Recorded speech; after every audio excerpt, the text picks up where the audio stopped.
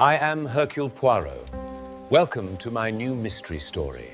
The gaslight flickered against the November fog as carriages deposited London's finest at the entrance of the Royal Orpheum Opera House.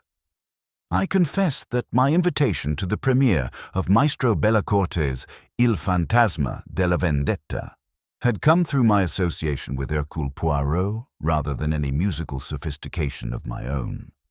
My friend had declined with his characteristic precision, declaring that opera houses were most disorderly places, mon ami, where the emotions run riot and the acoustics make proper conversation impossible. Perhaps he had been wise to remain at Whitehaven Mansions with his tisane and his perfectly arranged morning papers. For what began as an evening of artistic triumph would end in a mystery so perplexing that even Poirot's little grey cells would be tested to their limits. The Orpheum glittered like a jewel box that night, its red plush seats filled with the cream of society. In the grand tier, I recognized the familiar faces of London's elite. Lord Pemberton with his young wife Catherine, the celebrated soprano Madame Elena Vasquez, fresh from her continental triumphs, and the imposing figure of Lady Beatrice Montclair, whose patronage could make or break an artistic career. Lady Beatrice commanded Box 7 with her usual imperious presence. At 62, she remained a formidable woman whose sharp wit and sharper tongue were legendary in society circles. Her companion for the evening was her protégée, Miss Vivian Ashford, a promising young soprano whose career Lady Beatrice had been nurturing with characteristic determination. Also in attendance were Dr. Marcus Thornfield, Lady Beatrice's personal physician and longtime friend, and Mr. James Whitmore, the opera house's ambitious new manager. The first act proceeded magnificently, with Madame Vasquez's voice soaring through the tragic aria that formed the opera's centerpiece. During the interval, I observed the usual social choreography of London's upper classes, the careful navigation of rivalries, the subtle displays of wealth and influence, the whispered conversations that could topple reputations. It was then that I first noticed the peculiar incident that would later assume such significance. Several patrons reported seeing a pale figure in the supposedly empty royal box, a ghostly presence that appeared briefly during the most dramatic moments of the performance. The royal box had been sealed since the previous season's renovations, yet multiple witnesses swore they had seen a white-clad figure moving behind its curtains. "Nonsense," declared Madame Vasquez during the interval, her accent lending authority to her dismissal. "It is the lighting, nothing more. These old theatres, they play tricks with the shadows." But I noticed that her hands trembled slightly as she spoke, and her eyes kept darting toward the mysterious box. The second act began with the ominous strains of the ghost's theme, the orchestra weaving a musical spell that seemed to make the very air shimmer with supernatural possibility. Lady Beatrice sat forward in her chair, her opera glasses trained on the stage with intense concentration. Miss Ashford appeared nervous, frequently glancing at her patron as if seeking approval or reassurance. It was during the climactic scene as the Phantom of the Opera revealed his true identity in a thunderous musical revelation that disaster struck. A sharp cry pierced the dramatic silence, not from the stage, but from Box 7. The cry was followed by the distinct sound of something heavy falling, then an awful stillness that seemed to spread through the theater like ripples on a pond. The music faltered, the conductor's baton wavering as he tried to maintain the performance's momentum. But the spell was broken. In Box 7, Miss Ashford stood frozen at the balustrade, her face white as marble, her mouth open in a soundless scream. Behind her, Lady Beatrice Montclair slumped in her chair, her head at an unnatural angle, her famous diamond necklace catching the stage lights in a final, mocking glitter. Dr. Thornfield was the first to reach her, his medical training overriding the shock that paralyzed the others. His examination was swift but thorough, and when he straightened, his face bore the grim expression of a man delivering an unwelcome verdict. "She's gone," he said quietly. It appears to be her heart. She's had episodes before. But even as he spoke, I noticed something that troubled me. Lady Beatrice's evening glove was slightly displaced, and there was the faintest trace of an unusual scent in the air, something bitter and medicinal that seemed out of place in the perfumed atmosphere of the opera box. Inspector Garrow of Scotland Yard arrived with commendable speed, his practical manner a stark contrast to the theatrical surroundings. "Natural causes, then?" he inquired, consulting his notebook. "So it would appear," Dr. Thornfield replied, though I detected a note of uncertainty in his voice. As the theater was cleared and the initial investigation began, I found myself studying the scene with growing unease. Lady Beatrice had been in perfect health earlier that evening, animated and engaged with the performance. The timing seemed suspicious. Why would her heart fail at precisely the moment of the opera's most dramatic revelation? Moreover, there was the matter of the royal box.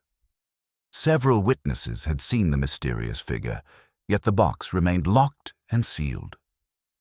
Could there be a connection between the ghostly apparition and Lady Beatrice's sudden death? Standing in the now empty theater, surrounded by the lingering echoes of music and tragedy, I made a decision that would prove fateful. I hailed a cab and gave the driver a familiar address. "Whitehaven Mansions," I said, "and please hurry." If there was indeed something sinister about Lady Beatrice's death, if the ghost in the royal box was more than mere theatrical illusion, then London's most celebrated detective would need to apply his unique methods to unravel the truth.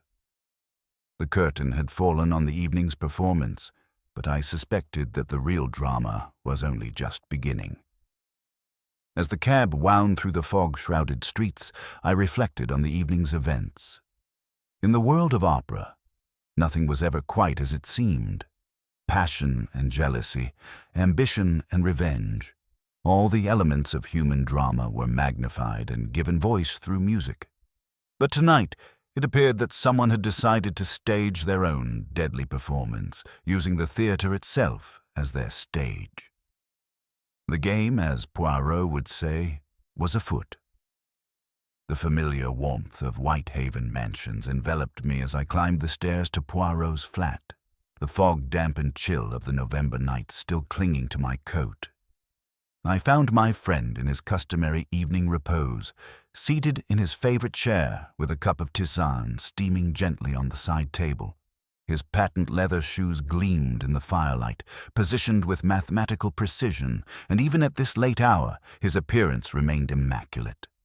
He looked up from his book of French poetry as I entered, his green eyes immediately alert to my agitated state. "Ah, mon ami Hastings," he said, closing the volume with characteristic care. "Your evening at the opera has concluded in a manner most unexpected, I perceive. Your collar is disarranged, there is dust upon your sleeve, and you carry about you the unmistakable atmosphere of tragedy. Pray, seat yourself and tell Poirot what has transpired." I settled into the chair opposite him, grateful for his calm presence after the chaos of the evening. The familiar ritual of recounting events to Poirot always helped clarify my thoughts, and tonight I needed that clarity more than ever. "There's been a death, Poirot. Lady Beatrice Montclair collapsed during the performance. Dr. Thornfield pronounced it a heart attack, but something about the entire affair troubles me deeply." Poirot's eyebrows rose with interest as he leaned forward. "Lady Beatrice Montclair, the great patroness of the arts, a woman of considerable influence and, if I recall correctly, formidable constitution. Tell me everything, mon ami, and omit no detail, however insignificant it may appear." I recounted the evening methodically, from the glittering premiere and the distinguished gathering in Box 7 to the mysterious reports of a ghostly figure in the sealed royal box. I described Lady Beatrice's sudden collapse during the opera's climactic moment, Dr. Thornfield's swift diagnosis, and the peculiar details that had caught my attention. The displaced evening glove, the faint, bitter scent that seemed out of place among the theater's usual perfumes. Poirot listened without interruption, his fingers drumming a soft rhythm against the arm of his chair. When I finished, he sat in contemplative silence for several moments, his gaze fixed on the dancing flames in the grate. "Most intriguing," he murmured finally. "A woman in apparent good health expires at the precise moment of theatrical climax, while witnesses report supernatural manifestations in a supposedly empty box. The timing, mon ami, it offends my sense of probability. Tell me, what was your impression of the relationships among those present in Box 7? I considered carefully. Lady Beatrice seemed particularly invested in Miss Ashford's success, almost maternal in her attention. Dr. Thornfield appeared devoted to her, as he has been for years, though I noticed he seemed somewhat uneasy after her collapse. Mr. Whitmore was clearly anxious to maintain the favor of such an influential patron. And this Madame Vasquez, whose dismissal of the ghostly apparition you found so emphatic. She seemed genuinely disturbed by the reports, despite her attempts to rationalize them. There was something in her manner that suggested the ghost held particular significance for her. Poirot rose and began his familiar pacing, hands clasped behind his back. The psychology of the situation is most revealing. We have a closed circle of individuals, each with their own connection to the deceased, gathered in a setting designed to heighten emotions and create dramatic effect. Into this charged atmosphere comes a mysterious apparition, followed immediately by death. He paused before the window, gazing into the fog-shrouded street. You mentioned a peculiar scent and the displaced glove. These details suggest that Lady Beatrice's final moments were not as peaceful as a simple heart failure would indicate. The question that presents itself is whether these events are connected by mere coincidence or by deliberate human design. Then you believe she was murdered? I believe, mon ami, that when coincidence becomes too theatrical, it ceases to be coincidence at all. Inspector Garrow is a competent officer, but he sees only what lies upon the surface. If Lady Beatrice Montclair was indeed the victim of foul play, the truth lies buried beneath layers of deception and misdirection. Poirot returned to his chair, fixing me with his penetrating gaze. Tomorrow morning, we shall visit the Royal Orpheum Opera House. I wish to examine the scene while impressions remain fresh, and to speak with those who were present. This ghost in the royal box particularly intrigues me. In my experience, supernatural manifestations often have very earthly explanations. He consulted his pocket watch with precision. It grows late, and tomorrow will bring many questions that require answers. But tell me, Hastings, this opera that provided such dramatic accompaniment to death, what is its story? Il Fantasma della Vendetta tells of a phantom who haunts an opera house, seeking revenge against those who wronged him in life. Poirot's smile was enigmatic. How perfectly appropriate. It would seem that someone has decided to transform fiction into reality. The question now is whether we face a supernatural phantom or a very clever murderer using theatrical atmosphere to mask their crime. The November morning had stripped away the theatre's evening enchantment, leaving the Royal Orpheum Opera House looking tired and somehow smaller in the pale daylight. The fog had lifted, but a persistent chill clung to the air as our cab deposited us at the stage door. Poirot emerged with his customary precision, adjusting his gloves and checking his pocket watch before surveying the building's weathered facade with those keen green eyes that missed nothing. "Observe, mon ami," he said quietly, "how different appears the scene of our drama when divested of its theatrical magic. Last evening, this was a temple to art and passion. This morning, it is merely a building where someone may have committed murder, most cleverly disguised." Inspector Garrow met us at the entrance, his practical manner unchanged from the previous evening. "Mr. Poirot, Captain Hastings, I've had the theatre secured, as you requested, though I must say the case appears straightforward. Dr. Thornfield has confirmed his initial assessment of cardiac arrest, and Lady Beatrice's medical history supports natural causes." Poirot inclined his head with polite skepticism. "Ah, but Inspector, It is precisely when cases appear most straightforward that they prove most deceptive. The human heart. She is a complex organ, both literally and figuratively. May we examine box 7, if you please? The interior of the opera house felt cavernous in the harsh morning light filtering through high windows.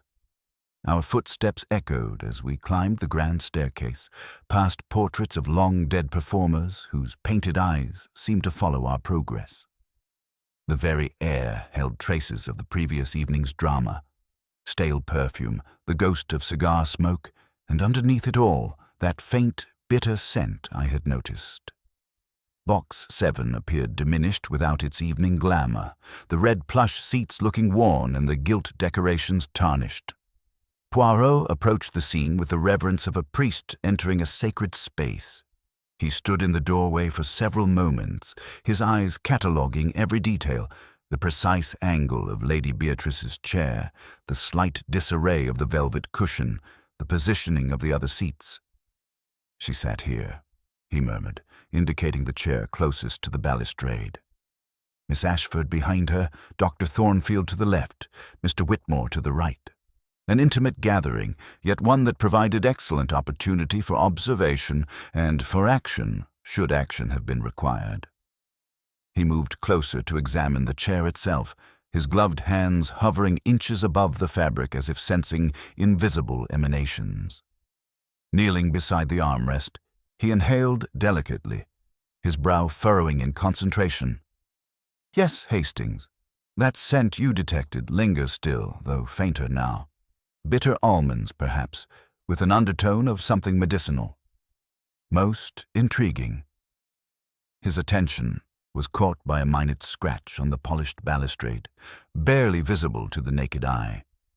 From his waistcoat pocket appeared his magnifying glass, and he examined the mark with intense concentration. "Fresh," he pronounced, "made recently and with some force. What could have caused such a thing, I wonder?" Moving systematically around the box, Poirot's keen eyes missed nothing. Near the back corner, partially concealed beneath the carpet's edge, something glinted. With infinite care, he extracted a small object, a mother-of-pearl button with traces of white thread still clinging to it. "Most illuminating," he said, pocketing the button with satisfaction. "And now, Inspector, I should very much like to examine this mysterious royal box where your phantom chose to manifest." The royal box proved more challenging to access, requiring keys that had been mislaid during renovations. When we finally gained entry, we found a space thick with dust and draped in protective cloth. The box commanded an excellent view of the theater, particularly box 7, and someone positioned here could observe the occupants below with perfect clarity. Poirot moved through the dusty space like a bloodhound following a scent. He examined the balustrade, the floor, even the underside of the curtain ties. "Curious," he murmured, lifting a tiny dark smear from the curtain braid. "Grease paint, unless I am much mistaken. Stage makeup, and yet, Inspector, your seals were intact?" "Completely," Garrow confirmed. "The box has been locked since last season's renovations." "Then we have a phantom indeed," Poirot said thoughtfully, "or someone with a most ingenious method of gaining access. Tell me, your witnesses who reported seeing this apparition, they described a figure in white?" "Yes, pale and ethereal, according to several accounts. Though it could easily have been a trick of the lighting, as Madame Vasquez suggested." Poirot's smile was enigmatic. "Perhaps. But did any witness report seeing this phantom depart? Surely a ghost capable of such theatrical timing would make an equally dramatic exit." Garrow consulted his notes, frowning. "Now that you mention it, no. The figure was seen during the performance, but no one reported seeing it leave." "How very convenient for our phantom," Poirot observed. "A spirit that appears but does not disappear. In my experience, such creatures are often more substantial than they initially appear." As we prepared to leave the royal box, a commotion in the corridor announced the arrival of Dr. Thornfield. The physician appeared composed but tired, his medical bag in hand, as if he had come directly from his morning rounds. Dr. Thornfield. Poirot greeted him with courteous formality. How good of you to come. I trust you will not object to a few questions about your patient's final evening. The doctor's manner was professional but guarded. Of course, Mr. Poirot, though I'm not sure what more I can tell you. Lady Beatrice suffered cardiac arrest, tragic but not entirely unexpected given her medical history. Indeed. And you attended her during the evening, I understand. Administered medication. A routine precaution. She complained of a slight wheeze during the interval. The theater's atmosphere can be trying for those with respiratory sensitivities. I gave her a mentholated lozenge to ease her throat. Poirot's eyes sharpened with interest. A lozenge? And this was shortly before the second act? Just as the lights were dimming, yes. She was eager not to miss the performance. Most considerate of you, Doctor. And tell me, was Lady Beatrice in good spirits during the evening? Her usual commanding self? Dr. Thornfield hesitated almost imperceptibly. She was animated, perhaps more so than usual. There had been some discussion during the interval about funding for next season's productions. Lady Beatrice could be quite decisive in her opinions. Ah, yes, the disagreement with Madame Vasquez. Were you present for this exchange? Partially. Lady Beatrice was reconsidering her support for Madame Vasquez's touring company. She felt the expenses were becoming excessive and preferred to support local talent. There were some sharp words exchanged. Poirot nodded thoughtfully. And Madame Vasquez's reaction? She was displeased. Made some comment in Spanish that I didn't catch, but her tone was unmistakable. Lady Beatrice merely laughed, which seemed to anger her further. Most illuminating, Doctor. You have been most helpful. Poirot paused, his head tilted slightly. One final question, if you would indulge me. The lozenge you gave Lady Beatrice, from your own supply, or did she provide it? Dr. Thornfield's composure flickered for just a moment. From my bag, naturally. I always carry such things for patients with respiratory complaints. Naturally? Poirot agreed smoothly. Thank you, Doctor. I believe that will be all for now. As Dr. Thornfield departed, Poirot stood in contemplative silence, his fingers drumming softly against his walking stick. The morning's investigation had yielded several intriguing elements. The mysterious button, the grease paint in the sealed box, the bitter scent that lingered in box 7, and now the revelation of the lozenge administered just before Lady Beatrice's collapse. What do you make of it, Poirot? I asked as we prepared to leave the theater. I make of it, mon ami, that someone has staged a most elaborate performance. The question now is whether we are dealing with supernatural intervention or human ingenuity of the highest order. But I suspect that when we speak with the remaining members of our cast, the truth will begin to emerge from behind the curtain of deception. The game, as I had suspected the night before, was indeed afoot. Our next destination was the modest but tastefully appointed residence of Miss Vivian Ashford in Kensington, where Lady Beatrice's protégé received us with the pale composure of one still in shock. The young soprano's drawing room reflected her artistic aspirations, sheet music scattered across a well-worn piano, photographs of great performers adorning the walls, yet there was an underlying fragility to the arrangement, as if her entire world might collapse without its primary support. Such a terrible loss, she murmured, her hands trembling slightly as she poured tea with automatic courtesy. Lady Beatrice was more than a patron to me, Mr. Poirot. She was like a mother, guiding every aspect of my career. Poirot settled himself with characteristic precision, his manner both sympathetic and penetrating. Indeed, mademoiselle, her sudden death must be devastating for one so dependent upon her guidance. Tell me, during the evening, did you observe anything unusual about her behavior or health? Miss Ashford's cup rattled against its saucer. She seemed perfectly well during the first act, perhaps more animated than usual. She had such strong opinions about the production, particularly about foreign artists receiving preference over English talent. During the interval, She mentioned that she had discovered something that would change everything. Something she had discovered? Did she elaborate? No, Dr. Thornfield interrupted, insisting she take her medication. She seemed irritated by his fussing, but complied. She always trusted his medical judgment completely. Miss Ashford paused, frowning, though she did complain that the lozenge tasted more bitter than usual. Dr. Thornfield apologized, saying the pharmacy must have changed their formula.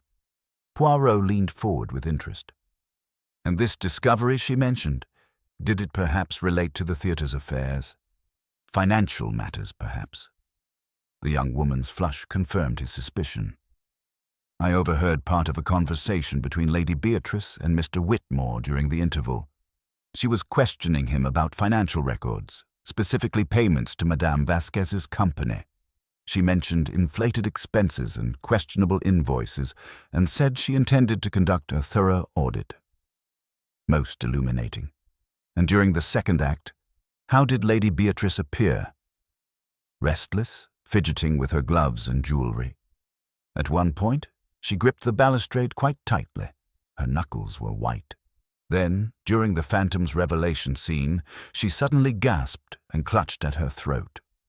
After obtaining Miss Ashford's confirmation that she had indeed borrowed the white rehearsal cape during piano rehearsal, we took our leave. Our next stop was the Opera House's wardrobe department, where Mrs. Keene, the wardrobe mistress, presided over her domain with military precision. The mother-of-pearl button drew an immediate response. From a white rehearsal cape, spirit cloak, we call it, pearl fastenings. She produced a voluminous white garment with a gap at the throat. Button missing, and that's number 3 grease along the collar. Someone took it late and returned it after midnight without signing the register. To whom is it normally issued?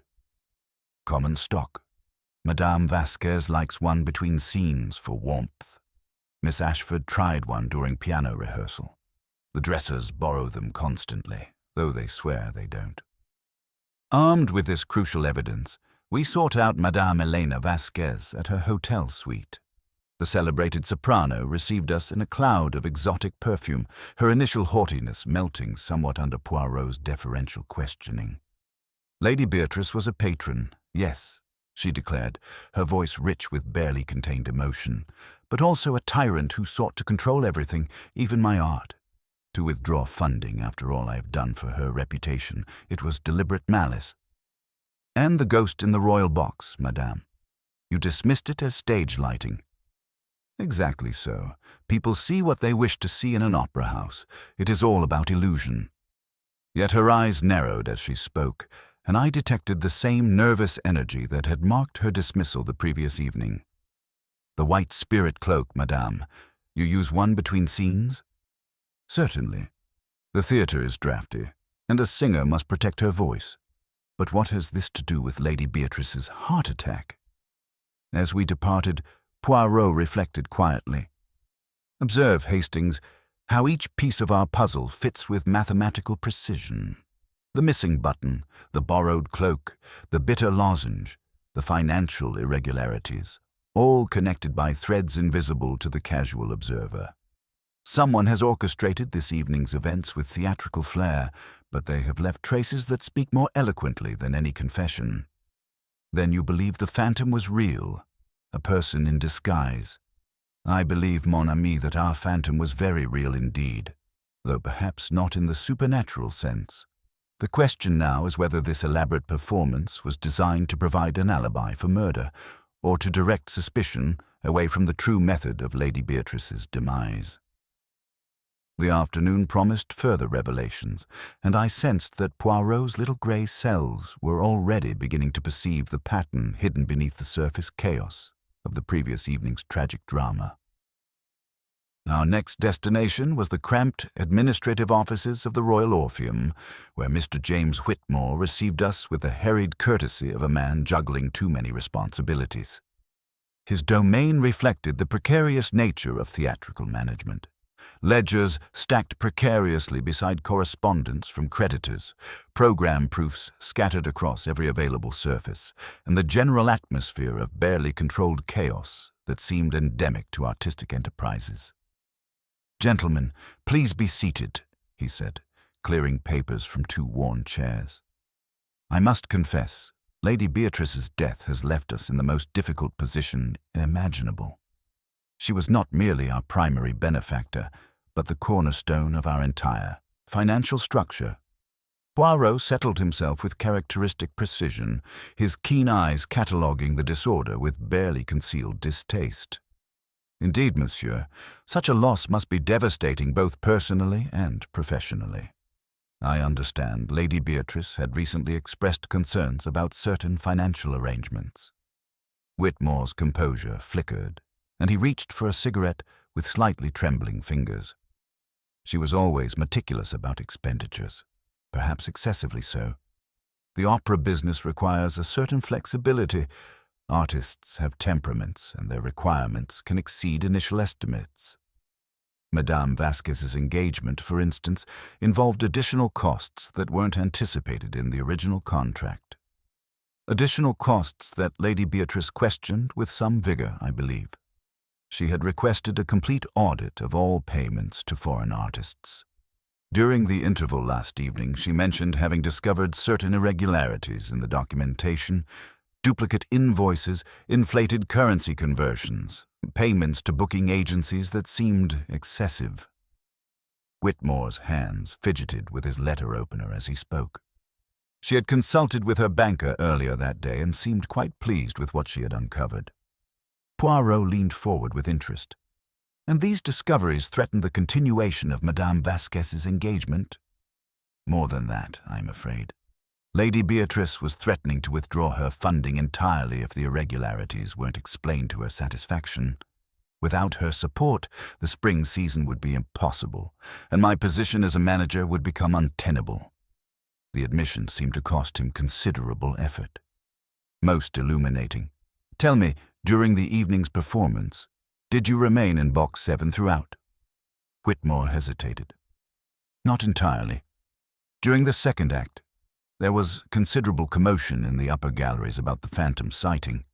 As a manager, I felt obligated to investigate and ensure order was maintained. I was absent from the box for perhaps 10 minutes. And when you returned?" Lady Beatrice appeared agitated, gripping the balustrade quite tightly. Dr. Thornfield was already attending to her, though she seemed resistant to his ministrations. Within moments, she had collapsed. After extracting Whitmore's promise to provide copies of all financial documents, we departed for a more thorough examination of the theater's upper reaches.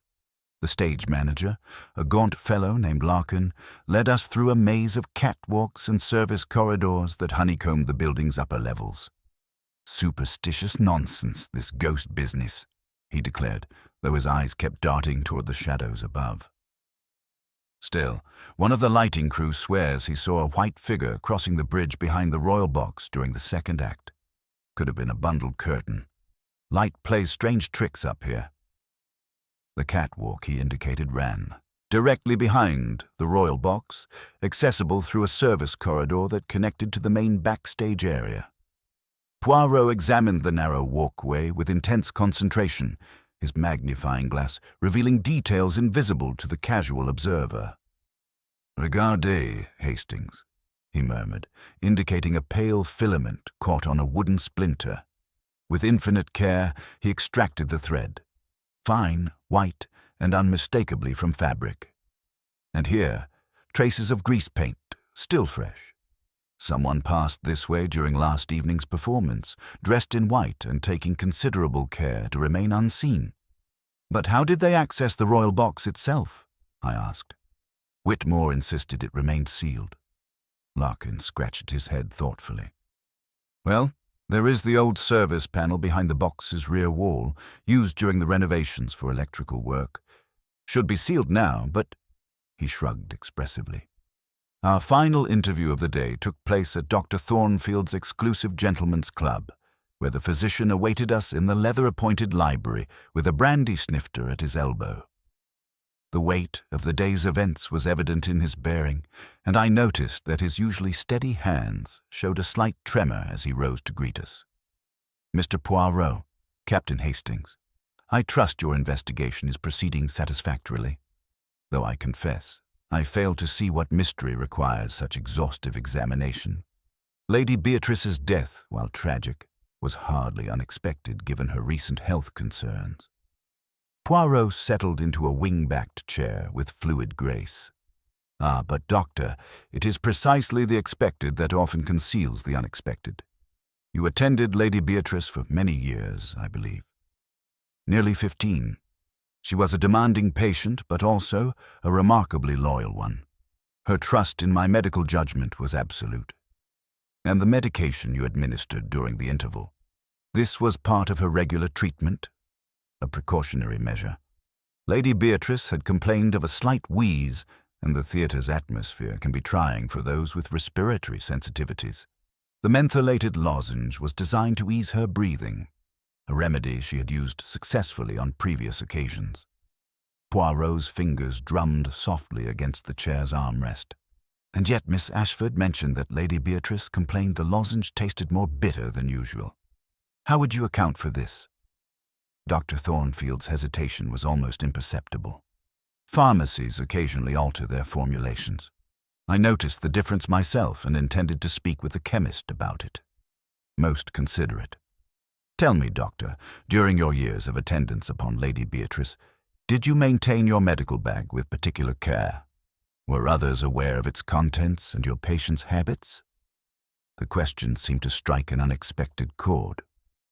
"My bag remained in my possession throughout the evening, though I did leave it briefly in the cloakroom during the interval when I fetched Lady Beatrice's wrap. The attendant assured me it would be secure. And Lady Beatrice's habit of taking mentholated lozenges during performances, this was common knowledge among her regular companions?" "Quite common. She had done so for months whenever the theatre's atmosphere proved trying. It was part of her regular routine." As we prepared to depart, Poirot posed one final question with deceptive casualness. "In your medical opinion, doctor, what substance might produce symptoms resembling cardiac arrest while leaving a distinctive bitter taste?" Dr. Thornfield's professional training overcame his personal distress. "Several compounds could theoretically produce such effects, though the dosage would need to be precisely calculated. But surely you're not suggesting deliberate poisoning?" "I suggest only that truth must be pursued wherever it leads, doctor. Thank you for your time." As we emerged into the gathering dusk, Poirot walked in contemplative silence, his walking stick tapping a rhythmic counterpoint to our footsteps. The pieces of his puzzle were beginning to align with mathematical precision, though the complete picture remained tantalizingly just beyond reach. "What do you make of it all, Poirot?" I asked as we hailed a cab. "I make of it, mon ami, that we are dealing with a mind of considerable cunning, one that has used the victim's own medical needs as the instrument of death while creating an elaborate theatrical distraction to misdirect attention. The phantom in the royal box was no supernatural manifestation, but a carefully orchestrated performance designed to provide both alibi and confusion." The evening shadows were lengthening as our cab wound through London streets, and I sensed that the next phase of our investigation would prove even more illuminating than the first. The threads of deception were beginning to unravel, but Poirot's little grey cells would need to work their particular magic to weave them into a pattern that revealed the truth. That evening brought an unexpected visitor to Whitehaven Mansions in the form of Inspector Garrow, whose usually composed demeanor showed unmistakable signs of strain. He entered with the purposeful stride of a man bearing news of consequence, though I detected an underlying uncertainty that suggested the case had taken a turn he found troubling. "Mr. Poirot, Captain Hastings?" he began without preamble, settling into the chair Poirot indicated with characteristic precision. "The post-mortem results have arrived, and I am afraid they confirm your suspicions. Lady Beatrice Montclair was indeed murdered. The pathologist found significant traces of digitalis in her system, far more than any prescribed medication would account for." Poirot's satisfaction was evident in the slight inclination of his head. "Digitalis, derived from the foxglove plant. In controlled doses, a heart medication, but in excess, a swift and deadly poison that produces exactly the symptoms we observed. The bitter taste Miss Ashford mentioned, the cardiac distress, the rapid collapse, all consistent with digitalis poisoning. Precisely. Which brings us to the obvious suspect. Dr. Thornfield had both the knowledge and the opportunity to administer the poison through that lozenge. We have means, motive if the financial irregularities threatened his position somehow, and certainly opportunity. But Poirot raised a cautionary finger. "Ah, Inspector, but consider, a physician choosing digitalis as his weapon. It seems almost too obvious, too theatrical for a man of medical training who would surely know that post-mortem examination would reveal such traces. No, I suspect our murderer wishes us to focus upon the good doctor while the true method remains concealed." Garrow frowned. "Then how do you propose the poison was administered?" "That, mon ami, requires further investigation of the evening's events. With your permission, I should like to speak once more with certain witnesses whose observations may prove illuminating." Our first stop was the Opera House's cloakroom, where the attendant who had assisted Dr. Thornfield proved remarkably observant. The middle-aged woman received us with the discretion of one accustomed to handling the personal effects of the wealthy, but her eyes sharpened with interest when Poirot mentioned the events of the fatal evening. "Dr. Thornfield's medical bag. Yes, sir, I remember it well. He set it on my counter when he reached for Lady Beatrice's ermine cape. Such a lovely piece, real Russian sable trim, but there was such confusion during the interval. People coming and going, everyone talking about that ghost in the royal box." Poirot leaned forward with interest. "And the bag remained unattended?" "For several minutes, sir. Mr. Whitmore came bustling through, quite agitated about some missing correspondence from the box office. He leaned right across my counter, searching among the programs and tickets. Then that Spanish lady's dresser rushed past in one of those white rehearsal capes, asking for safety pins. She brushed against my counter and left dark smudges on some programs. Grease paint, I think it was. Most illuminating, and during this time, the medical bag was accessible to anyone?" "I'm afraid so, sir. I was attending to several patrons at once, and with all the commotion about the phantom sighting, people were quite distracted. Anyone could have tampered with the bag's contents without being observed." This revelation cast the evening's events in an entirely new light. The chaos of the interval had provided perfect cover for someone to substitute or contaminate Dr. Thornfield's medical supplies, using his trusted position with Lady Beatrice as an unwitting delivery system for murder. Our next visit was to Lady Beatrice's banker, where a discreet inquiry confirmed the financial motive that had been building throughout our investigation. The junior partner who received us, though bound by professional discretion, confirmed that Lady Beatrice had indeed visited the previous afternoon with specific concerns about the Opera House's accounts. She had discovered significant irregularities in payments to foreign artists, he admitted reluctantly. Duplicate invoices, inflated currency conversions, payments to agencies that appeared to exist only on paper. She estimated that nearly £3,000 had been diverted over the past year through various fraudulent schemes. The sum was staggering, enough to ruin careers and destroy reputations if exposed. Lady Beatrice had not merely threatened an audit. She had already begun the process of unraveling a carefully constructed web of embezzlement that would have devastating consequences for whoever was responsible. As we departed the bank, our contemplation was interrupted by the arrival of a hansom cab from which emerged Miss Vivian Ashford in a state of considerable distress. Her usually composed appearance was disheveled, and she clutched a piece of paper in her trembling hand as if it were a venomous serpent. "Mr. Poirot," she gasped as we approached, "I must speak with you immediately. Someone is trying to frighten me into silence." The note she thrust toward us was composed in the melodramatic style of anonymous threats, with letters cut from newspapers and pasted onto quality writing paper. "Say nothing about what you saw, or you will join your patroness in death. The phantom watches and remembers all." Poirot examined the message with his magnifying glass, paying particular attention to the paper quality and adhesive used. Most interesting, the paper is expensive, the paste suggests access to an office or study. Tell me, mademoiselle, what did you observe that might warrant such a dramatic warning? Miss Ashford's voice dropped to barely above a whisper. During the second act, when Mr. Whitmore left to investigate the phantom sightings, I noticed Dr. Thornfield searching through his medical bag with obvious agitation. He seemed unable to find something he expected to be there.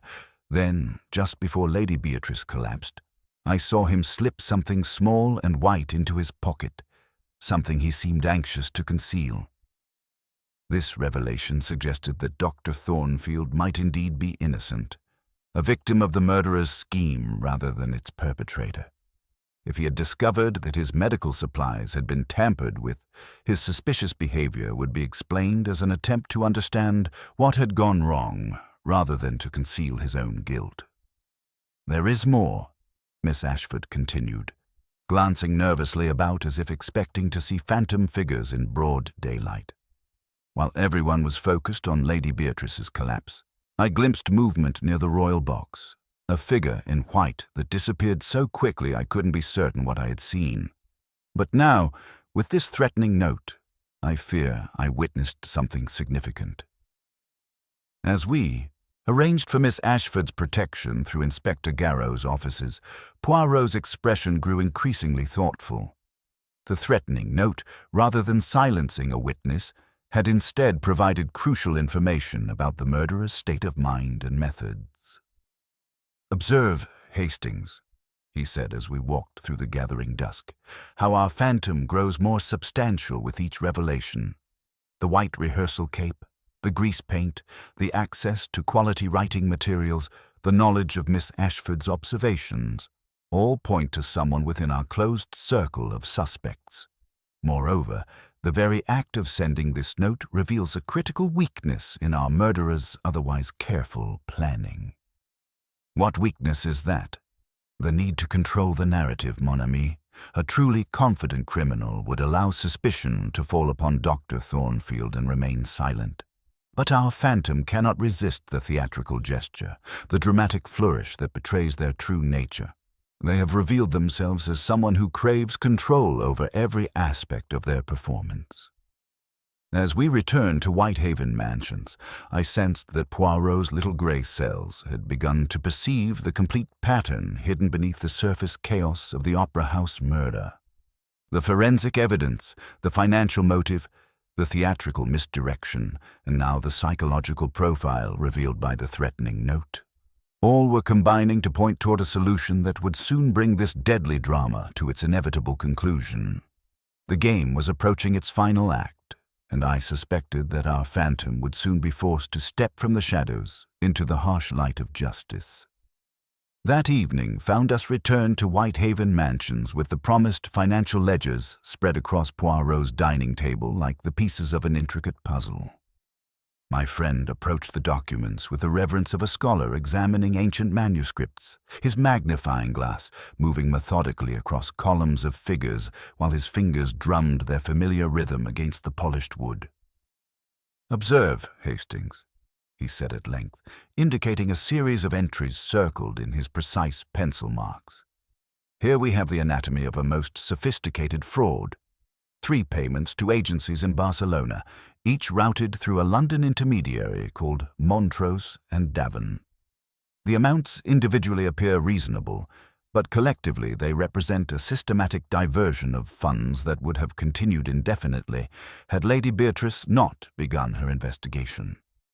I studied the entries he indicated, noting the careful spacing of dates and the subtle variations in amounts that would escape casual scrutiny. "And this intermediary firm?" "A mere postal address, I suspect. The authorization initials vary by the smallest fraction, suggesting someone with access to the manager's office has been most industrious in their deception." Poirot set down his glass and reached for the threatening note. Miss Ashford had received. "And now, mon ami, observe this." He held the paper to the lamp, revealing the faint watermark of 3 plumes within a shield. "Orpheum stationery, the expensive bond reserved for official correspondence. Our phantom not only moves freely through the theater's public spaces, but has intimate access to its administrative heart. The implications were becoming clearer with each revelation. Someone within the opera house's inner circle had orchestrated both the financial fraud and Lady Beatrice's murder, using their intimate knowledge of the building and its routines to create an elaborate theatrical deception. The psychology of our murderer grows more apparent with each clue, Poirot continued, rising to pace the room with characteristic precision. They are an artist of sorts, someone who cannot resist the dramatic flourish, the theatrical gesture that demands recognition. The phantom in the royal box was not merely a distraction, it was a signature, a performance that revealed as much about the perpetrator as it concealed. We returned to the opera house the following morning, where our investigation took us to the wardrobe department's cramped quarters. Pilar, Madame Vasquez's dresser, received us with the wary courtesy of one accustomed to questioning by authority figures. Her compact frame and quick movement spoke of years spent in the theater's demanding environment. "The white rehearsal cape," Poirot began without preamble. "You returned it to wardrobe after the performance, but not immediately." Pilar's dark eyes flickered with something between guilt and defiance. "I had other duties. Madame's costume required attention, and the evening had been disturbing." "Indeed. And during the interval, when you visited the cloakroom for safety pins, you observed Dr. Thornfield's medical bag upon the counter?" "I saw many things. The bag, yes, but also much confusion. People rushing about, talking of ghosts and phantoms. Mr. Whitmore was there, searching through papers with great agitation. He knocked against my arm as I passed, nearly causing me to drop the pins." This detail provided crucial confirmation of the opportunity our murderer had required. The chaos of the interval, the unattended medical bag, the perfect cover of supernatural distraction, all had combined to create the ideal circumstances for substituting the poisoned lozenge. Our next stop was the theater's upper reaches, where Larkin guided us to the service panel behind the royal box. The narrow opening had been pried wider since our last visit, revealing a cramped passage that connected directly to the box's rear wall. Fresh scratches on the metal frame suggested recent and repeated use. "Someone familiar with the theater's hidden anatomy has been using this route," Poirot observed, examining the passage with his magnifying glass. "The scratches are consistent with the mother-of-pearl button we discovered, and the dimensions would accommodate a person of modest build wearing a voluminous white cloak." Standing within the royal box itself, Poirot positioned himself at the balustrade and gazed down at Box 7 with the intensity of a predator studying its prey. From here, one could observe every movement below with perfect clarity. The timing of Lady Beatrice's collapse, the reactions of those present, the precise moment to make the phantom's appearance, all could be orchestrated with theatrical precision. The pieces of our puzzle were assembling themselves with mathematical certainty. The financial motive, the means and opportunity for poisoning, the elaborate misdirection of the phantom sighting, and the psychological profile of someone who craved control over every aspect of their deadly performance, all pointed toward a specific individual within our closed circle of suspects. "The net tightens, mon ami," Poirot observed, as we prepared to leave the theater. "Our phantom has revealed themselves through the very attempts to remain concealed. The theatrical nature of the crime, the access to administrative materials, the intimate knowledge of the building's secrets. These elements combine to create a portrait of someone who views murder not merely as elimination of an obstacle, but as the ultimate artistic expression." As the afternoon shadows lengthened across the empty theater, I sensed that we were approaching the climactic moment of this deadly drama. The phantom who had haunted the Royal Orpheum Opera House was about to be unmasked, and Poirot's little grey cells were preparing to deliver the performance that would bring this tragic opera to its inevitable and just conclusion. The stage was set for the final act, and I suspected that our next encounter would prove as dramatic and revelatory as anything that had ever graced the opera house's storied boards. The evening's revelations had crystallized in Poirot's mind overnight, and when I arrived at Whitehaven Mansions the following morning, I found him already dressed and consulting his pocket watch with characteristic precision. The familiar ritual of his morning toilette had been completed with mathematical exactitude, yet there was an underlying tension in his manner that suggested the approaching climax of our investigation. "Ah, mon ami," he greeted me, adjusting his tie with infinite care. "Today we shall stage a little performance of our own. I have sent messages requesting that all our principals gather at the Royal Orpheum this afternoon for what I have termed a reconstruction to aid the authorities. Each has consented with varying degrees of enthusiasm, but consent nonetheless. The opera house that afternoon possessed an entirely different atmosphere from our previous visits. The stage lighting had been adjusted to replicate the conditions of the fatal evening, and the orchestra pit held a skeleton crew of musicians prepared to provide the crucial musical cues. Poirot had insisted upon absolute fidelity to the original performance, understanding that truth often revealed itself through the precise recreation of circumstances. Box 7 had been arranged exactly as it had appeared on the night of Lady Beatrice's death, with each chair positioned according to his meticulous measurements. Our assembled company took their places with the solemnity of actors preparing for a dress rehearsal, though I detected varying levels of unease beneath their composed facades. "The purpose of this exercise," Poirot announced to the gathering, "is to illuminate certain aspects of the evening's events that remain obscure. We shall proceed through the crucial moments methodically, allowing memory to be refreshed and details to emerge that may have been overlooked in the original shock and confusion." Dr. Thornfield settled into his assigned seat with professional composure, though I noticed his medical bag remained firmly in his grasp, rather than being placed casually as it had been during the actual performance. Miss Ashford appeared pale but determined, her hands folded tightly in her lap. Madame Vasquez had arrived in full theatrical regalia, as if preparing for an actual performance, while Mr. Whitmore bustled about with nervous energy, consulting his pocket watch repeatedly. As the reconstruction proceeded, Poirot's keen eyes missed nothing. During the simulated interval, he observed with particular interest how each individual moved through their remembered routines. Dr. Thornfield's path to the cloakroom, Whitmore's agitated search through various papers, Madame Vasquez's consultation with her dresser, all were recreated with careful attention to timing and sequence. "Most illuminating," Poirot murmured to me as we watched from the wings.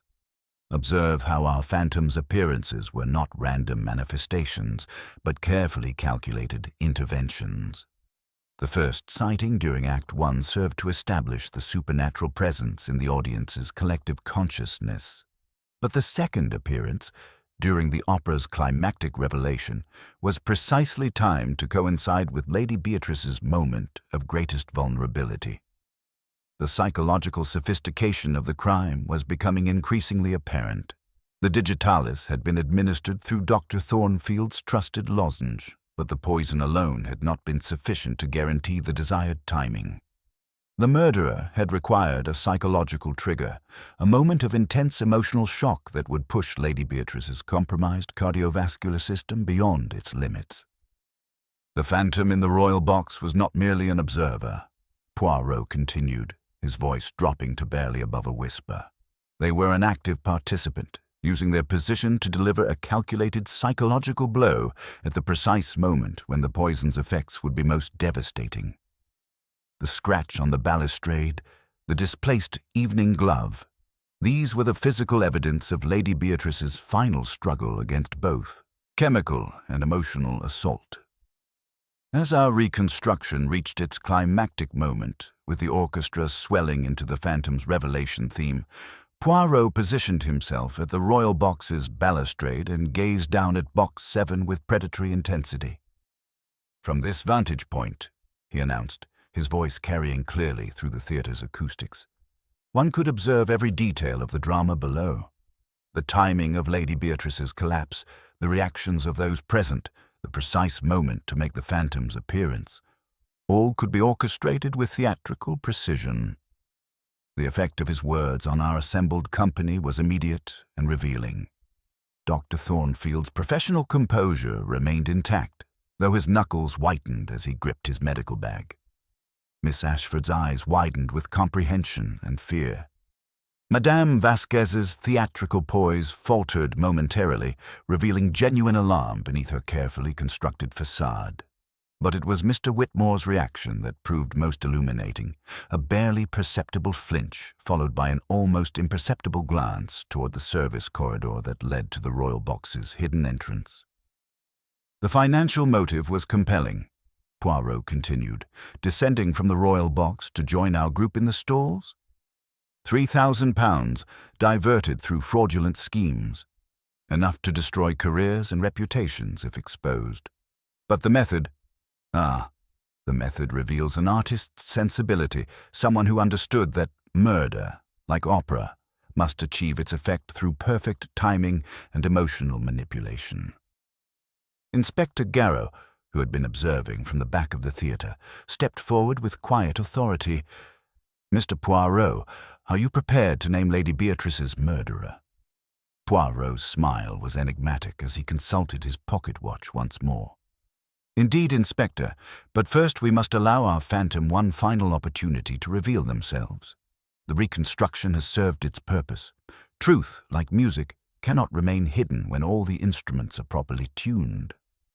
The tension in the theatre was palpable as we awaited the next movement in this deadly symphony. Our phantom had been forced into the light by Poirot's methodical investigation, and I sensed that the final revelation was only moments away. The stage was set for the ultimate confrontation between justice and theatrical deception, with Poirot's little grey cells poised to deliver the performance that would bring this tragic opera to its inevitable conclusion.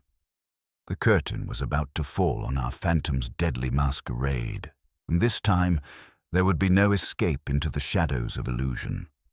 The tension in the theatre reached its crescendo as Poirot's words hung in the air like the final notes of a tragic aria. The reconstruction had served its purpose, revealing the careful choreography of murder beneath the evening's apparent chaos. Yet as our assembled company remained frozen in their respective poses, I sensed that the most crucial moment of revelation was still to come. "Inspector Garrow," Poirot announced with characteristic precision, "I believe a brief intermission is in order. Perhaps 10 minutes to allow our participants to collect their thoughts before we proceed to the final act of this most theatrical investigation." The suggestion of a break seemed to galvanize Mr. Whitmore, who had been growing increasingly agitated throughout the reconstruction. "If we are to delay further," he said, his voice strained but attempting normalcy, "I should telephone the board of directors. The press have been most persistent, and there are urgent matters requiring immediate attention in my office." "By all means," Poirot replied with deceptive mildness. "Inspector, perhaps you would be so good as to have Constable Morrison accompany Mr. Whitmore, purely as a courtesy, you understand." I caught the subtle signal in Poirot's manner and followed at a discreet distance as Whitmore made his way toward the administrative offices. The familiar acrid scent of burning paper reached my nostrils before I rounded the corner, and through the half-open door I observed a scene that confirmed Poirot's suspicions with devastating clarity. Whitmore knelt before the office fireplace, feeding documents to the flames with brass tongs, his movements quick and desperate. The constable had been momentarily distracted by a commotion in the lobby, providing the perfect opportunity for this destruction of evidence. When Whitmore noticed my presence, he started violently, the tongs clattering against the grate. "Routine disposal," he said with forced casualness, though perspiration beaded his forehead despite the room's chill. "Old correspondence and duplicate invoices. Nothing of importance." I managed to rescue a partially burned sheet with my handkerchief, noting the familiar Orpheum watermark and the remnants of pasted newsprint that had clearly been cut from various publications. On the desk nearby sat an open jar of adhesive, its rim gummy with recent use, and a stack of expensive stationery that had been cut down to smaller sizes. Poirot arrived with Inspector Garrow just as I was examining the rescued document. "Ah, mon ami," he observed with satisfaction. "To burn paper is not to burn truth. The evidence speaks even in its destruction." His keen eyes took in the scene methodically. The hastily extinguished fire, the adhesive jar, the telltale remnants of the threatening note's construction. Moving to examine a tall cupboard in the corner, Poirot opened its doors to reveal a white rehearsal cape hanging within, its mother-of-pearl buttons catching the light. One button at the throat was conspicuously missing, its securing thread frayed and broken. "Costumes migrate throughout the theater," Whitmore said quickly, his composure cracking under the weight of accumulating evidence. "If that particular cape found its way here, I assure you I had nothing to do with its placement." "Indeed," Poirot replied with gentle irony. "How convenient that it should migrate to the very office of the person who required its services. But observe, Inspector, the grease paint residue on the collar, the specific shade used for spectral effects. Our phantom has left traces more substantial than any supernatural manifestation." At that moment, Madame Vasquez appeared in the doorway, her theatrical instincts compelling her toward the center of drama. "Gentlemen," she announced with the commanding presence of a prima donna, "I can bear this charade no longer.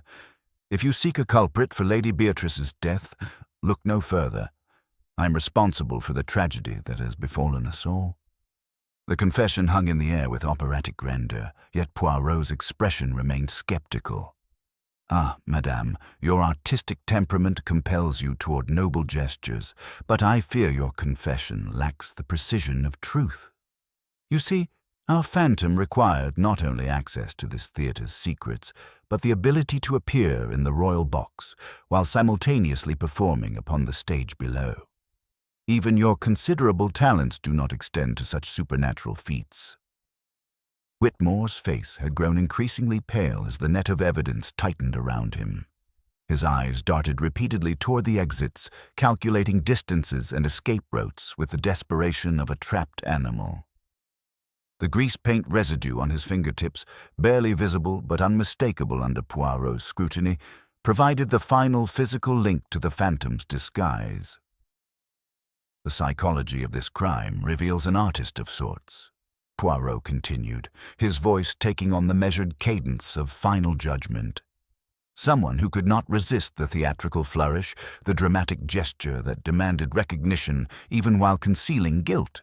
The phantom in the royal box was not merely a distraction, it was a signature, a performance that revealed as much about the perpetrator as it concealed." Dr. Thornfield, who had remained silent throughout these revelations, suddenly reached into his waistcoat pocket and produced a small object wrapped in tissue paper. "Mr. Poirot," he said quietly, "during the second act, when I discovered something amiss with my medical supplies, I retained this." He unwrapped the tissue to reveal a mentholated lozenge, its surface bearing an unusual crystalline residue. The scent was wrong, bitter and medicinal in a way that alarmed me. I kept it for analysis, though I feared the worst. "Inspector," Poirot said with quiet authority, "immediate chemical analysis will confirm the presence of digitalis in a concentration impossible to mistake. Our murderer required Dr. Thornfield's trusted position and medical routine to deliver the poison, while the chaos of the interval provided perfect cover for the substitution." Whitmore's carefully constructed facade finally crumbled under the weight of irrefutable evidence. His shoulders sagged as he realized that escape was impossible, that Poirot's methodical investigation had uncovered every thread of his elaborate deception. The burned papers, the grease paint traces, the missing button, the threatening note's construction, all combined to create an unbreakable chain of proof. "The financial records will speak eloquently of your motivations," Poirot observed with professional detachment. £3,000 diverted through fraudulent schemes, enough to destroy careers and reputations when exposed. Lady Beatrice's discovery of your embezzlement threatened not merely your position, but your very freedom. The theater's ancient timbers seemed to absorb the weight of these revelations, the very air heavy with the culmination of justice, long delayed. Our phantom had been stripped of mystery and revealed as a man driven by greed and desperation to commit the ultimate crime. "Inspector," Poirot said formally, "I believe we are now prepared for the final gathering. Let us assemble all parties in the main auditorium, where the complete truth may be revealed with the dignity and precision that justice demands." As we prepared to return to the theatre proper for Poirot's final exposition, I reflected on the elaborate nature of the crime we had just unraveled.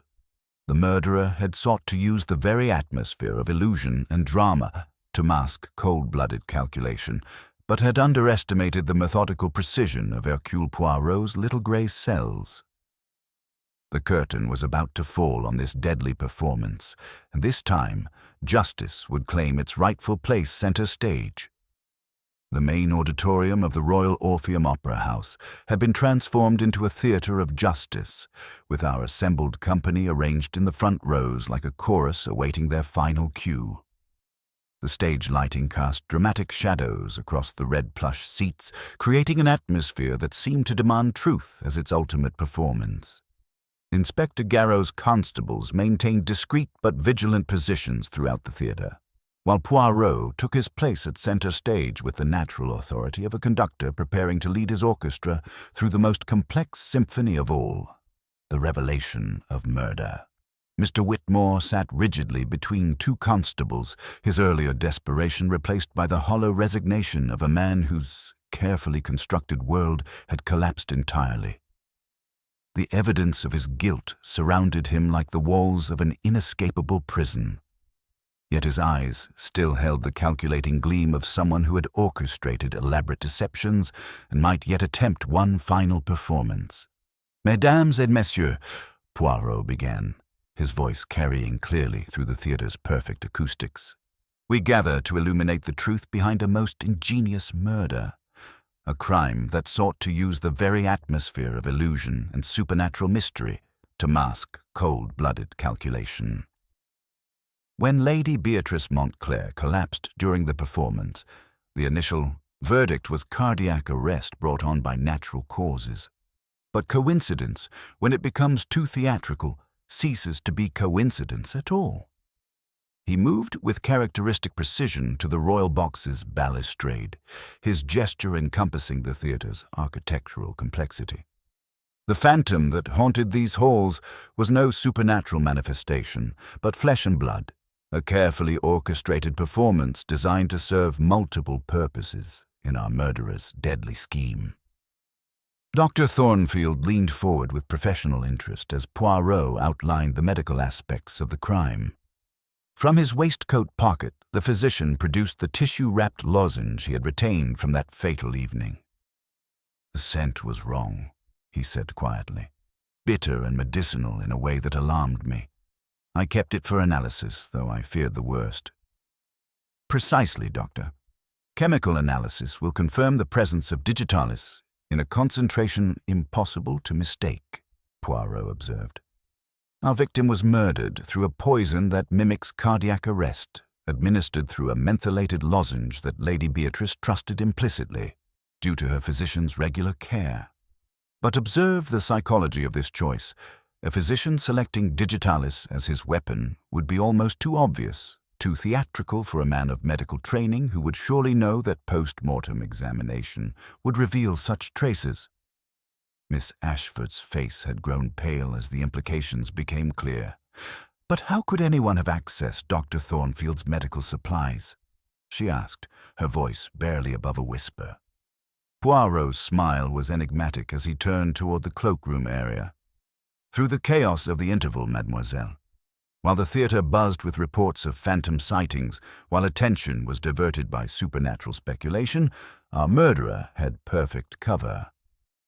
The cloakroom attendant observed Dr. Thornfield's bag left upon the counter amid considerable commotion. Mr. Whitmore leaned across that counter, ostensibly searching through papers with great agitation. In that crucial moment, a prepared lozenge, infused with digitalis, could be substituted among the mentholated sweets Lady Beatrice habitually took at performances. The systematic nature of the deception was becoming clear with mathematical precision. Poirot produced the mother-of-pearl button discovered in box 7, holding it aloft where the stage lights caught its lustrous surface. This button, torn from a white rehearsal cape during the Phantom's performance, provides physical evidence of our murderer's presence. In Mr. Whitmore's office, we discovered that very cape, its collar dark with grease paint used for spectral effects, its throat bereft of this distinctive fastening. Madame Vasquez, who had earlier attempted her dramatic but false confession, now sat in stunned silence as the true scope of the crime became apparent. "The cape that disappeared from wardrobe," she murmured. "It was never properly returned because it was hidden in his office." "Indeed, madame. The grease paint residue, the missing button, the threads caught on the service corridor's wooden splinters, all provided a trail of evidence that spoke more eloquently than any confession." Poirot moved to indicate the service panel behind the royal box. "The Phantom's route is now clear, from the administrative corridor to the service passage, through the panel into the royal box, across the catwalk behind the hangings, and back again. All paths that a theatre manager knows intimately and may use without question." The financial motive emerged with devastating clarity as Poirot produced the partially burned documents rescued from Whitmore's office fireplace. Lady Beatrice had discovered a systematic embezzlement, £3,000 diverted through fraudulent schemes involving fictitious agencies and inflated invoices. Her banker confirmed that she had begun a thorough audit, threatening to expose years of carefully constructed financial deception. Inspector Garrow rose from his seat with grim satisfaction. "The evidence of fraud is overwhelming, Mr. Poirot. The duplicate invoices, the non-existent booking agencies, the currency conversion irregularities, all bearing authorization marks that traced directly to Mr. Whitmore's office. But the administration of poison alone was insufficient to guarantee the desired timing," Poirot continued, his voice taking on the measured cadence of final judgment. "Our murderer required a psychological trigger, a moment of intense emotional shock that would push Lady Beatrice's compromised cardiovascular system beyond its limits. The Phantom's second appearance, during the opera's most dramatic revelation, was timed with theatrical precision to deliver that fatal psychological blow. The theatre's ancient timbers seemed to absorb these revelations with the weight of accumulated tragedy. This sacred space, dedicated to the highest expressions of human artistry, had been desecrated by greed and transformed into the stage for murder most foul. Whitmore finally spoke, his voice hollow with defeat, yet still carrying traces of his managerial authority. "She would have destroyed everything, the spring season, the touring productions, the livelihoods of dozens of performers and crew members.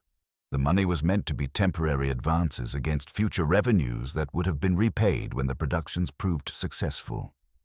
"Ah, but monsieur," Poirot replied with gentle but implacable logic, "theft rationalized as temporary borrowing remains theft nonetheless, and murder committed to conceal theft becomes the ultimate betrayal of all that Lady Beatrice sought to preserve and protect. You love this theatre, but as a stage for yourself rather than for art. You wrote threatening notes on Orpheum stationery, played ghost in borrowed costume, and used a doctor's trusted care to carry your poison." The psychological portrait of the crime was now complete. A man of artistic sensibilities driven by desperation to commit acts that violated every principle he claimed to serve.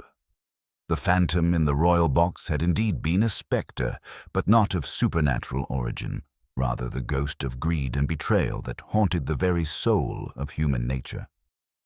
"The psychology of this murder reveals an artist of sorts," Poirot observed, his keen eyes fixed upon the defeated manager. "Someone who could not resist the theatrical flourish, the dramatic gesture that demanded recognition even while concealing guilt.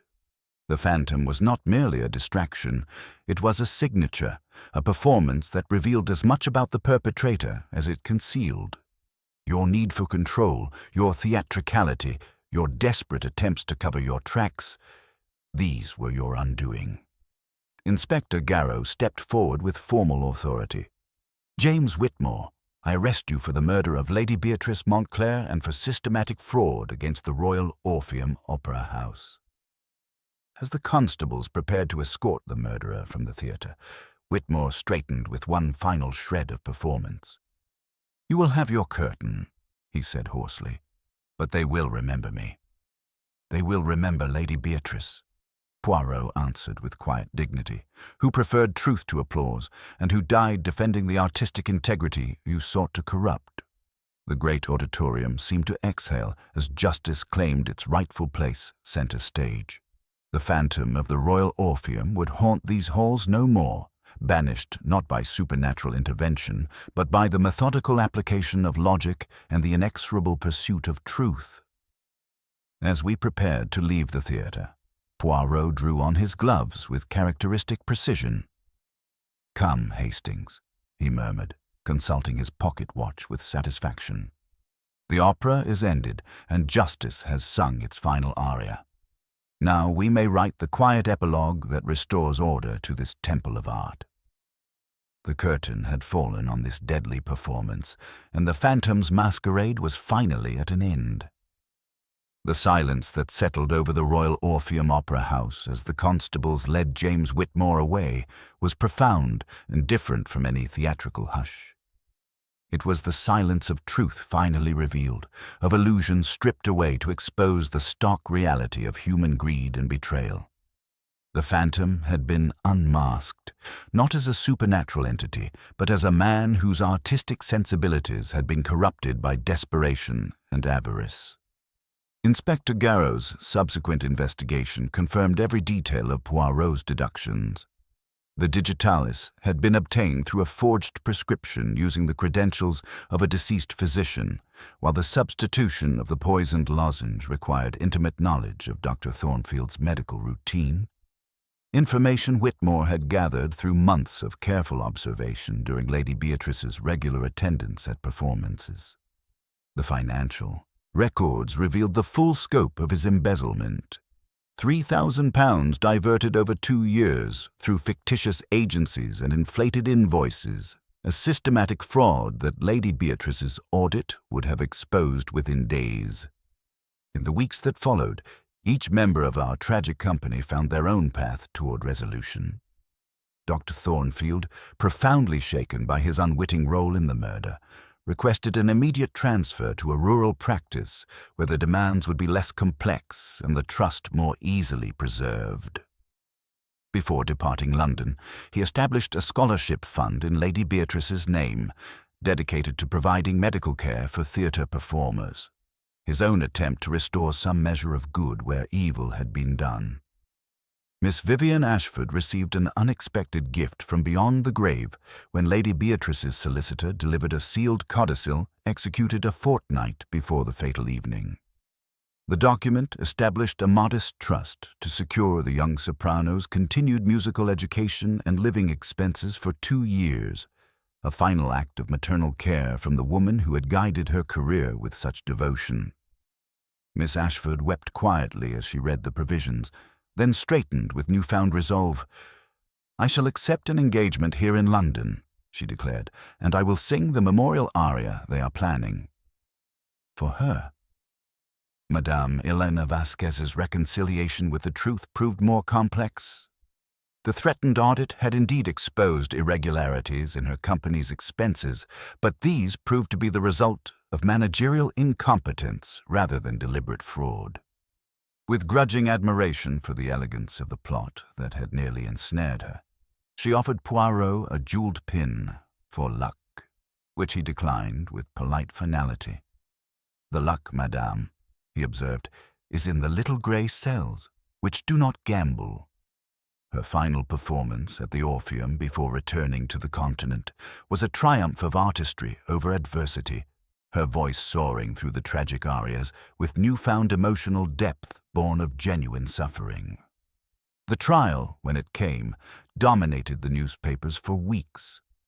Whitmore's defense attempted to portray him as a man driven to desperation by impossible financial pressures, but the premeditated nature of the crime, the careful planning, the elaborate misdirection, the cold calculation required to use a trusted physician's care as the instrument of murder, ensured that justice was both swift and severe. His single formal statement read like a management report in which all human feeling had been converted to figures and forecasts, describing the theft as temporary, expedient, and the phantom as theatrical flourish to ensure that talk of ghosts would drown out talk of audits. The Royal Orpheum itself faced an uncertain future without Lady Beatrice's generous patronage, but a consortium of investors stepped forward to preserve this temple of art. They insisted that the first production of the new season be dedicated to her memory, recognizing that her death had been the price of maintaining the theater's artistic integrity against those who would corrupt it for personal gain. The memorial concert drew London society as one draws silk through a ring. The house, reclaimed from fear, shone as if burnished by grief. Miss Ashford sang with a steadiness that surprised even herself, and at the climactic phrase her voice found an unforced purity that seemed to set the very air alight. Madame Vasquez listened from the shadows of a side aisle, her eyes bright but unreadable, while Inspector Garrow stood near the back, a man uneasy with sentiment but not unmoved by it.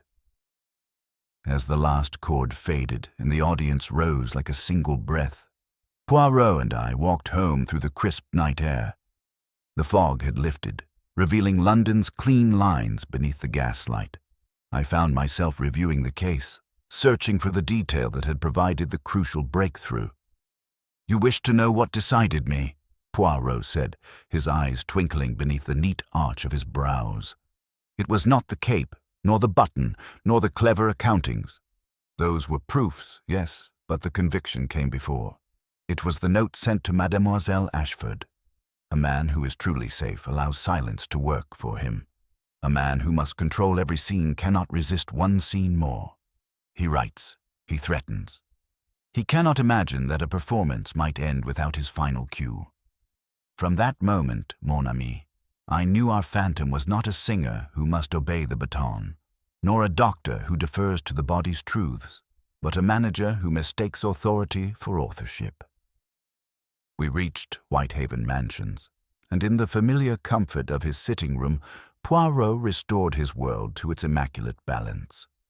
He aligned the poker, adjusted a cushion, and straightened a program that had slipped askew on the mantel. "The theater holds up a mirror to the human soul," he reflected, revealing both its highest aspirations and its darkest impulses. Tonight, we witnessed both, the artistic passion that drives individuals to create beauty, and the greed that corrupts that same passion into something monstrous. But justice, like great art, endures. He moved to the window, gazing out at the fog-free streets with characteristic precision. "The phantom of the Royal Orpheum has been banished not by supernatural intervention, but by the methodical application of logic and the inexorable pursuit of truth. Order has been restored to that temple of art, and Lady Beatrice Montclair may rest in peace, knowing that her dedication to artistic integrity has been vindicated." I raised my glass to him. "To order," I said, "and to the little grey cells." He smiled, the smallest of smiles, and permitted himself a sip of tisane. "To order," he agreed. "And now, Hastings, if you would be so good as to refrain from attending any further performances without me. These opera houses, they are most disorderly places. One must have a man with the moustaches to bring them to heel." The case of the ghost at the opera balcony had reached its conclusion, but its lessons would linger like the echo of a great soprano's voice in an empty theater. The phantom had been unmasked, the murderer brought to justice, and the eternal struggle between truth and deception had claimed another victory for the forces of order and righteousness. Somewhere in the city, the Royal Orpheum Opera House stood ready to resume its sacred mission, its ghosts finally at rest, its future secured by those who understood that art, like justice, must never be corrupted by greed or betrayed by those entrusted with its care.